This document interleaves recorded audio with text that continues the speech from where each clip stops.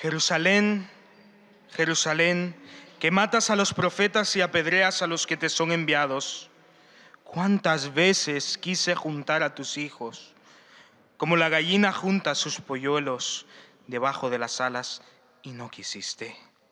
He aquí vuestra casa os es dejada desierta, porque os digo que desde ahora no me veréis hasta que digáis: bendito el que viene en el nombre del Señor. Estuvimos leyendo una de las últimas oraciones registradas de nuestro Señor Cristo Jesús. Esta es otra de las últimas oraciones registradas en esta semana antes de su crucifixión. Él pensando en el pueblo y doliéndose por la rebeldía humana. Hemos estudiado a la persona de Cristo, hemos tenido en cuenta qué es lo que decían de Él. Incluso hemos invitado a otros diciendo: ven y ve. ¿No crees que Cristo Jesús es el Salvador? No hay problema, ven y ve. Conócele de manera personal, ven a conocerlo. También estuvimos estudiando el domingo pasado su mensaje. ¿Qué es lo que predicaba este tal Jesús de Nazaret, que revolucionó tanto, ya no solo en su zona, sino en todo el mundo? ¿Cómo es que un judío de hace 2000 años transformó y trastornó el mundo de tal manera? Y veíamos que su mensaje es: arrepentíos, porque el reino de los cielos se ha acercado. Y hablábamos de la necesidad que todo reino tiene. Todo reino necesita un rey. Y Cristo Jesús es el rey. Y veíamos que su mensaje era un poco patas arriba. Él decía, por ejemplo, que el menor sería el mayor, que para ganar la vida eterna había que perder la vida. Mensajes que nos dejan perplejos. Y estuvimos viendo la necesidad de entender la importancia de este mensaje. El reino de los cielos se ha acercado. Pues hoy estudiamos la obra de Cristo Jesús. Por eso te invito a que abras tu Biblia en el Evangelio según San Juan, capítulo 18. Hoy vamos a leer bastante, hoy vamos a estar viendo con detenimiento qué es lo que ocurrió en ese momento de la crucifixión de Cristo Jesús. Para esto vamos a poner este tiempo en manos de nuestro Señor y Salvador. Padre Santo, gracias por el privilegio de poder encontrarnos hoy aquí, un buen número de tus hijos, Señor. Te pedimos que nos ayudes a entender y comprender las riquezas que en tu palabra encontramos. Ayúdanos, Señor, a comprender tu obra y la importancia para nuestras vidas. Señor, te pedimos que hoy, desde que salió el sol hasta que se oculte, Señor, no seamos los mismos.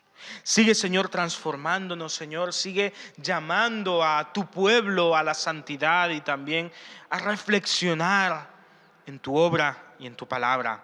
Gracias, Señor, por la bendición y el privilegio que es estar hoy aquí. Te glorificamos y te alabamos. En el santo nombre de Cristo Jesús. Amén.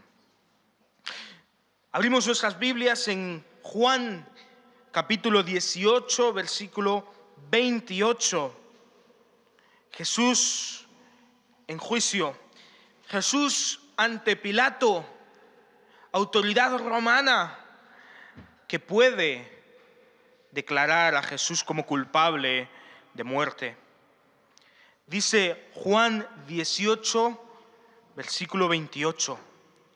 Llevaron a Jesús de casa de Caifás al pretorio. Era por la mañana. Como los judíos no entraron en el pretorio para no contaminarse y así poder comer el cordero de Pascua, salió Pilato a donde ellos estaban y les preguntó: ¿de qué acusáis a este hombre? Y respondieron: si no fuera un malhechor, no te lo habríamos entregado. Y Pilato replicó: lleváoslo y juzgadlo según vuestra ley. Los judíos le dijeron: a nosotros no nos está permitido dar muerte a nadie. Y es que tenía que cumplirse lo que Jesús había anunciado sobre la clase de muerte que iba a sufrir. Entonces Pilato volvió a entrar en el pretorio, llamó a Jesús y le preguntó: ¿eres tú el rey de los judíos? Y Jesús le respondió: ¿dices tú esto por ti mismo o te lo han dicho otros de mí? Y Pilato le respondió: ¿soy yo acaso judío? Tu nación y los principales sacerdotes te han entregado a mí. ¿Qué has hecho?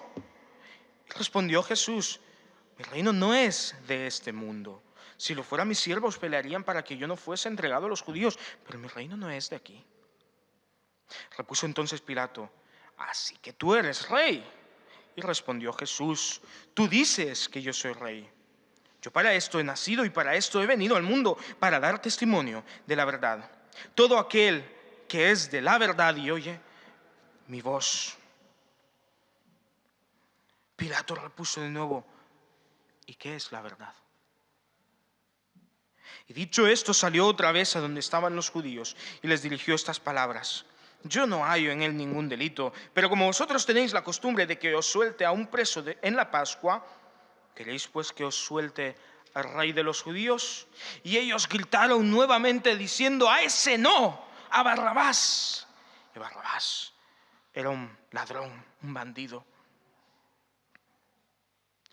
Este es el juicio de Jesús. Tras ser traicionado, arrestado, interrogado, negado, Jesús va ante Pilato, el gobernante romano en Judea, y es otra vez interrogado. Ya los judíos habían celebrado una especie de juicio injusto y en contra de la ley para declarar a Jesús como culpable de muerte. Pero los judíos hacen lo que nunca habrían hecho según su propia naturaleza. Van ante los romanos para buscar que este Jesús de Nazaret recibiese muerte. Los judíos y los romanos no se llevaban, no se querían, tenían mucho conflicto entre ellos. Era muy difícil que las autoridades judías aceptaran lo que las autoridades romanas querían. Pero aquí van y buscan al gobernador romano en Judea para que así se le dé muerte a Jesús. Y en este interrogatorio se nos da a conocer que lo que Pilato quería encontrar era el motivo por el cual Jesús había sido llevado hacia él. Realmente lo que le interesaba a Pilato es si Jesús realmente se había hecho rey, porque recordemos, él es un político, él es el gobernante romano, él es una especie de rey, de manera que no le gusta la idea de que los judíos tengan otro rey. Y toda su interrogación gira en torno a esto. Pero en este diálogo, en este interrogatorio, Jesús dice lo siguiente. Cuando Pilato le pregunta: ¿eres tú rey? Jesús le dice: tú dices que yo soy rey. Y para esto he nacido, y para esto he venido al mundo, para dar testimonio a la verdad. Todo aquel que es de la verdad, oye mi voz. La pregunta de Pilato es: ¿y qué es la verdad? Estuvimos leyendo Juan 17, la oración de Jesús antes de ser arrestado, y veíamos que él constantemente decía: tú eres la verdad. Yo he dado a conocer tu verdad. Oh Pilato, si tan solo hubieses estado atento al mensaje de Cristo Jesús, habrías conocido qué es la verdad y habrías entonces entendido que la verdad en persona estaba ante ti. Pero cuando hubo dicho esto, que es la verdad, salió otra vez a los judíos y les dijo: yo no hallo en él ningún delito. Ante los ojos del gobernador romano, Jesús era inocente, no merecía morir. Pero por complacer a los judíos, liberó a Barrabás, el ladrón. Entonces ocurrió lo siguiente, versículos 1 al 16 de Juan 19. Así que tomó entonces Pilato a Jesús y le azotó. Los soldados, habiendo entretejido una corona de espina, se lo pusieron en la cabeza y echaron sobre él un manto de púrpura, y acercándose le decían: ¡salve, rey de los judíos! Y le daban bofetadas. Pilato salió otra vez y les dijo: mirad, os lo traigo afuera para que entendáis que ningún delito hay en él. Y salió Jesús llevando la corona de espina y el manto de púrpura. Y Pilato les dijo: he aquí el hombre. Y cuando le vieron los principales sacerdotes y los guardias, dijeron a voces: crucifícale, crucifícale. Y Pilato replicó: tomadle vosotros y crucificadle, porque yo no hallo delito en él. Y los judíos le respondieron: no tenemos una ley. Nosotros tenemos una ley y según nuestra ley debe morir porque se autoproclamó hijo de Dios. Pilato, al oír esto, tuvo más miedo y entró otra vez en el pretorio y preguntó a Jesús: ¿de dónde eres tú? Pero Jesús no le respondió. Entonces Pilato le advirtió: ¿a mí no me hablas? ¿No sabes que tengo autoridad tanto para dejarte libre como para crucificarte? Respondió Jesús: ninguna autoridad tendrías para actuar contra mí si no te fuese dada de arriba. Por tanto, el que me ha entregado a ti tiene mayor pecado que tú. Desde este momento procuraba Pilato soltarle, pero los judíos daban voces diciendo: si sueltas a este, no eres amigo del César. Todo el que se autoproclama rey se opone a César. Pilato, al oír esto, llevó fuera a Jesús y se sentó en el tribunal, en el lugar llamado enlosado, en hebreo Gábata. Era el día de la preparación de la Pascua, como el mediodía. Entonces dijo a los judíos: aquí tenéis a vuestro rey. Pero ellos gritaron: fuera, fuera, crucifícale. Y Pilato les preguntó: ¿he de crucificar a vuestro rey? Respondiendo los principales sacerdotes: no tenemos más rey que a César. Así que les entregó a Jesús para que fuera crucificado. Ellos le tomaron y se lo llevaron. Ocurrió lo que nunca antes había ocurrido. Los judíos proclamaron a una voz, a gran voz: nuestro rey es el César. Mata a Jesús de Nazaret. Fuera, fuera, crucifícale. Estos eran los mismos que días antes estaban gritando: ¡Hosana! Bendito el que viene en el nombre del Señor. Hosana en las alturas. Bendito el Hijo de David. Pero ahora su grito de alegría, su grito de celebración se convirtió en un reclamo por una cruz, por la muerte de Cristo Jesús. De esta manera, la crucifixión de Jesús fue ordenada. Versículo 17, Juan 19, 17. Jesús cargó su cruz y se encaminó hacia el lugar llamado de la calavera, en hebreo Gólgota. Ahí le crucificaron y a otros dos con él, uno a cada lado y Jesús en medio. Escribió también Pilato un letrero que puso sobre la cruz que decía: Jesús Nazareno, Rey de los judíos. Y muchos de los judíos leyeron este título porque Jesús fue crucificado en un lugar cerca de la ciudad y el letrero estaba escrito en hebreo, en griego y en latín. Y los principales sacerdotes de los judíos dijeron a Pilato: no pongas rey de los judíos, sino este dijo: soy el rey de los judíos. Pero Pilato respondió: lo que es escrito, escrito queda. Y cuando los soldados crucificaron a Jesús, tomaron sus vestidos, hicieron 4 partes, una para cada uno. Se quedaron también con su túnica, pero como era una túnica sin costura, tejida de una sola pieza, de arriba abajo, llegaron a este acuerdo: no la partamos, echemos la suerte para ver a quién le toca. Y esto sucedió para que se cumpliera la escritura que dice: repartieron entre sí mis vestidos y sobre mi ropa echaron suertes. Y los soldados así lo hicieron. Junto a la cruz de Jesús estaban su madre, la hermana de su madre, María, mujer de Cleofás, María Magdalena. Y cuando vio Jesús a su madre y a su lado al discípulo a quien él amaba, dijo: mujer, ahí tienes a tu hijo. Después dijo al discípulo: ahí tienes a tu madre. Desde aquel momento, el discípulo la acogió en su casa. Después de esto, sabiendo Jesús que ya todo estaba consumado, exclamó, para que la escritura se cumpliera: tengo sed. Y había ahí una vasija llena de sangre. Ellos entonces empaparon en vinagre una esponja y, fijada al mango de un hisopo, se la acercaron a la boca.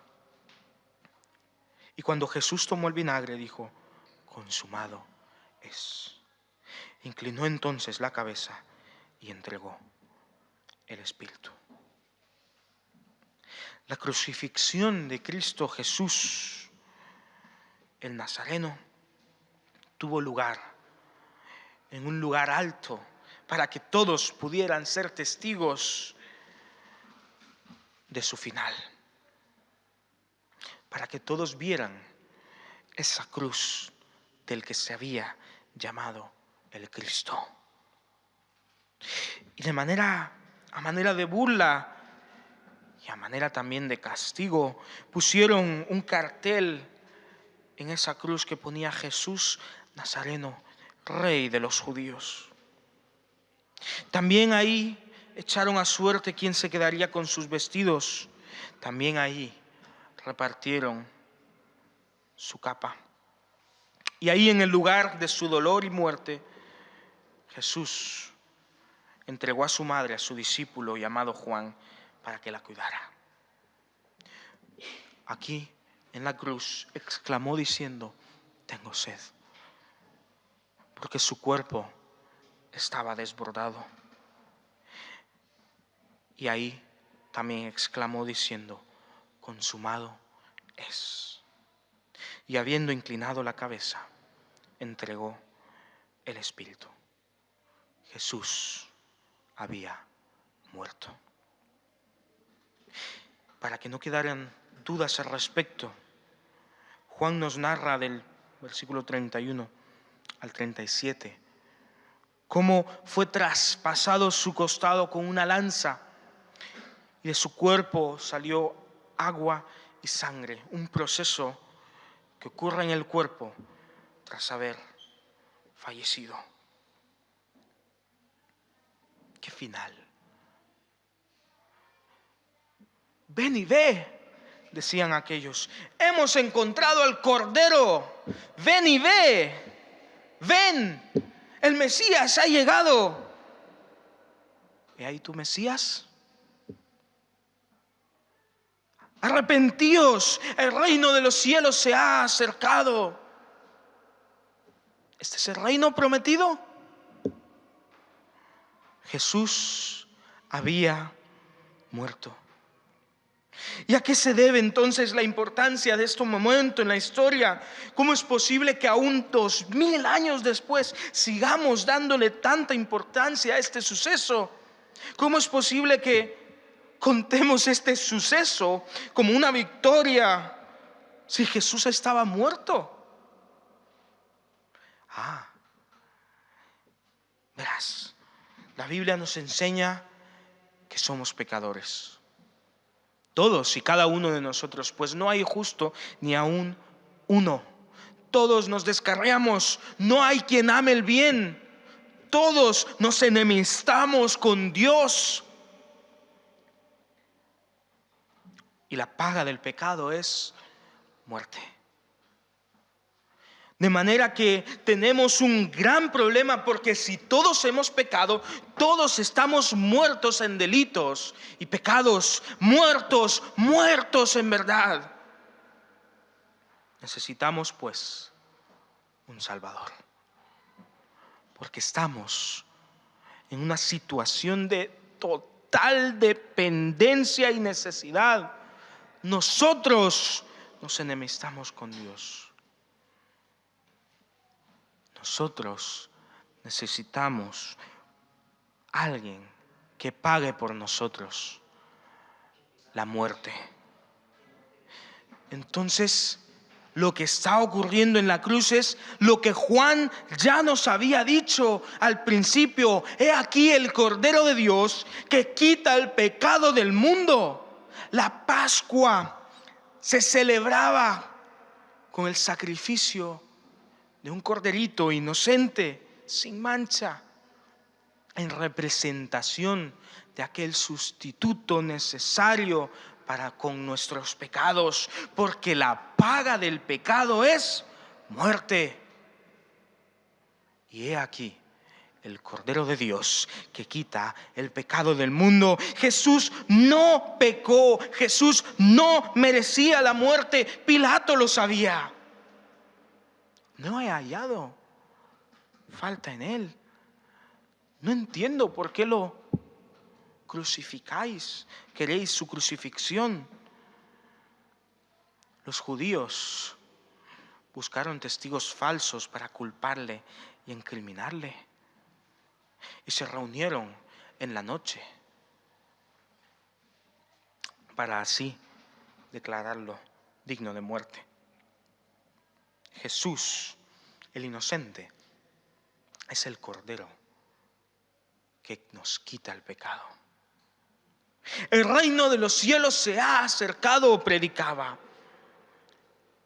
Jesús es Dios hecho hombre, tomando nuestro lugar, tomando nuestro castigo, la muerte que nosotros merecemos, para así darnos la vida que no merecemos. El reino de los cielos se ha acercado. Y es un reino en el cual encontramos perdón de nuestros pecados.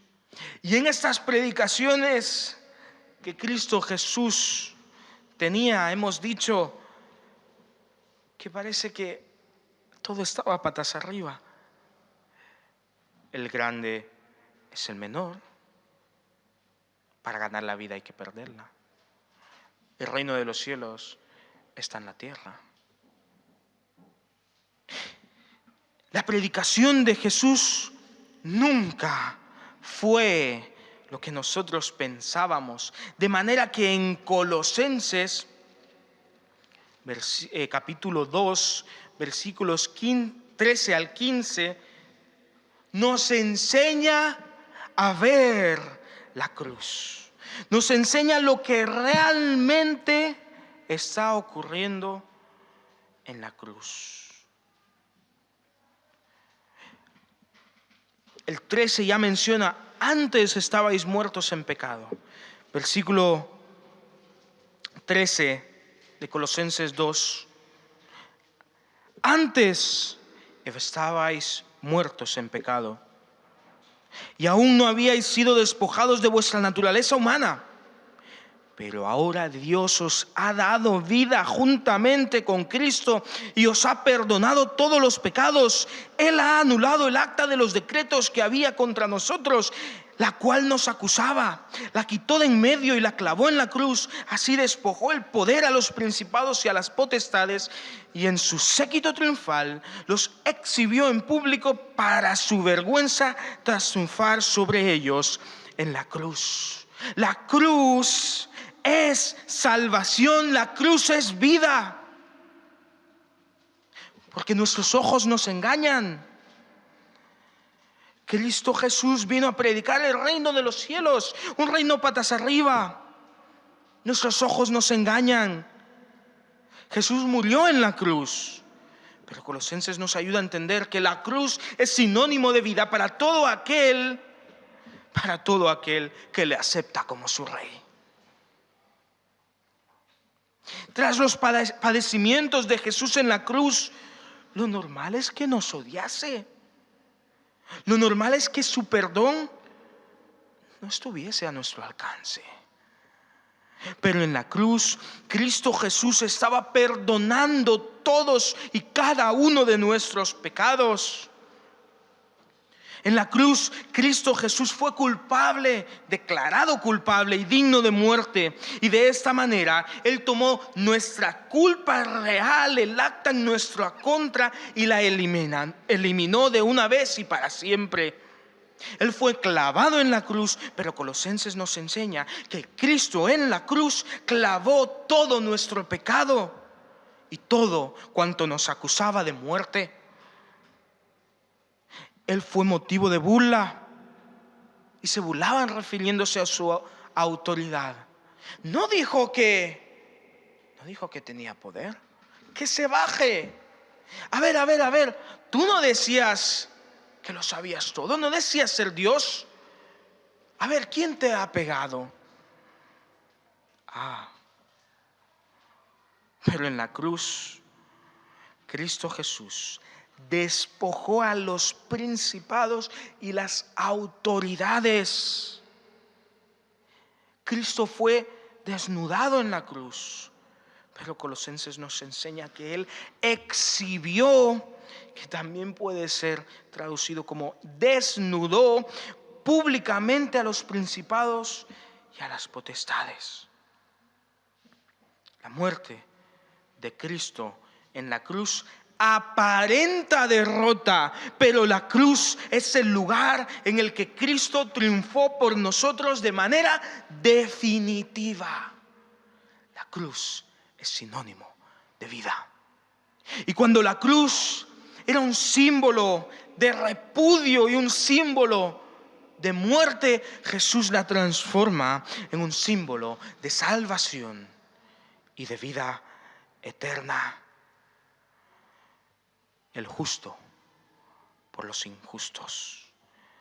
Esa cruz es mi cruz y tu cruz, porque es la cruz que yo merecía y que tú merecías por nuestros pecados, pero fue llevada por Cristo y fue usada por Él.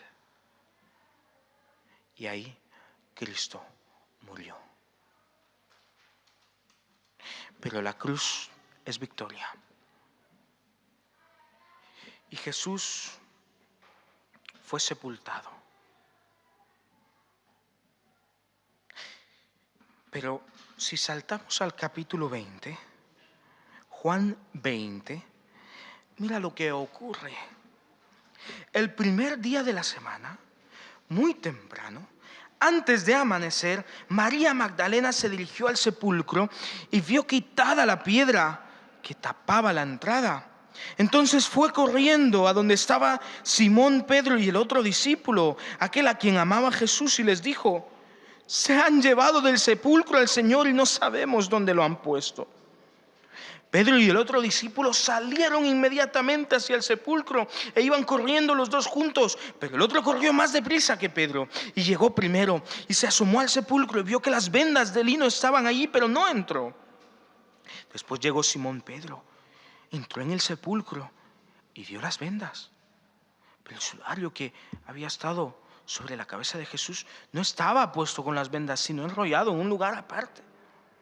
Entonces entró también el otro discípulo, el que había venido primero al sepulcro, y al ver todo esto creyó. Y es que hasta ese momento no habían entendido la escritura, que dice que era necesario que Él resucitase de los muertos. Después los discípulos volvieron a sus casas. Pero María había permanecido fuera junto al sepulcro y estaba llorando.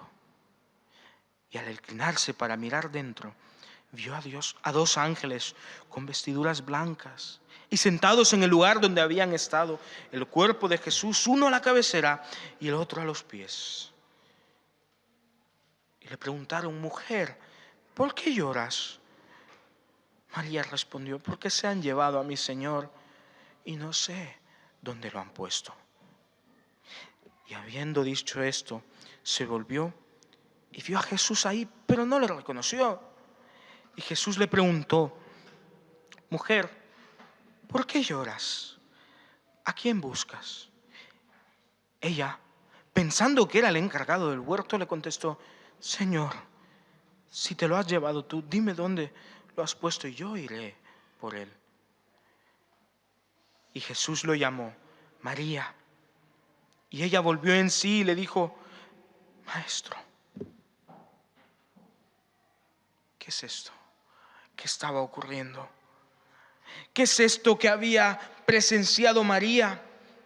¿Qué es esto que habían presenciado Pedro y Juan? El sepulcro estaba vacío. El sepulcro está vacío. Ya que la cruz de Cristo es el lugar en el que nuestra salvación fue conquistada por el Rey victorioso, al tercer día resucitó. Él está vivo. María le dijo: Maestro.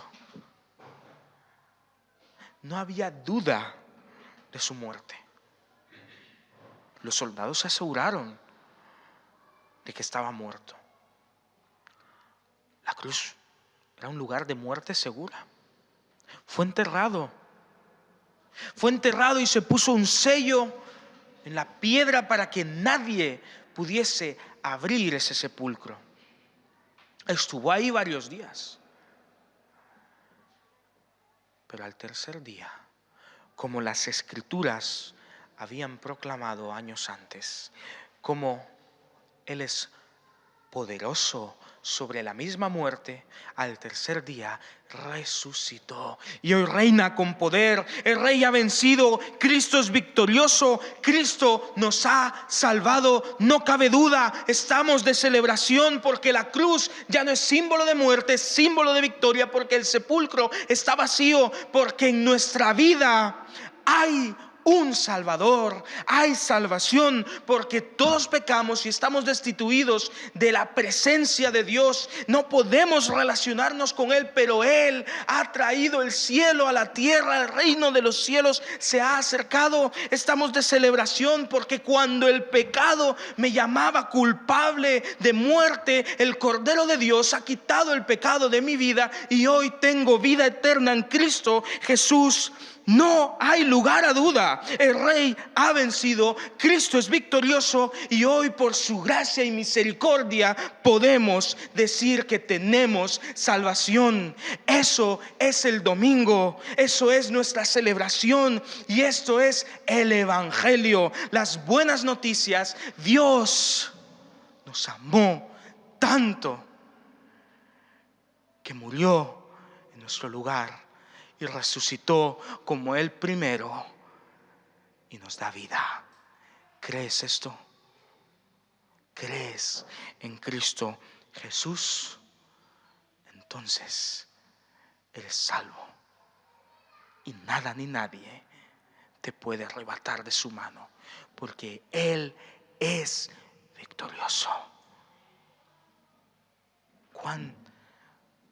Cuánta alegría, cuánto gozo hay en nuestro corazón. El Rey está vivo y tú y yo formamos parte de su reino. Padre Santo, gracias, oh Señor, por tu cruz. Gracias, oh Señor, por la tumba. La cruz vacía, la tumba también, pero nuestros corazones están llenos de alegría, de gozo, de perdón y de tu salvación. Gracias, oh Señor. Perdón, oh Padre, porque apenas podemos decir gracias y torpemente podemos, oh Señor, agradecerte. Gracias, oh Señor, por tu amor que nos ha alcanzado, por tu sangre que fue derramada en nuestro lugar, tu cuerpo que fue golpeado por nosotros, porque, Señor, nos amaste más que el dolor de esa cruz. Y creemos en ti, y creemos en tu poder, y creemos en tu salvación. Y estamos seguros en tus manos, y nada ni nadie nos podrá arrebatar. De manera, Señor, que te pedimos que nuestra vida sea una alabanza constante, que te glorifiquemos, oh Señor, diariamente. En el santo nombre del Rey victorioso, del que llevó cautiva la cautividad, del que dio muerte a la muerte, del que derrotó el sepulcro. En el nombre de aquel que clavó todo mi pecado en la cruz, en el nombre más hermoso que existe en este mundo, en el nombre de Cristo Jesús. Amén. Amén.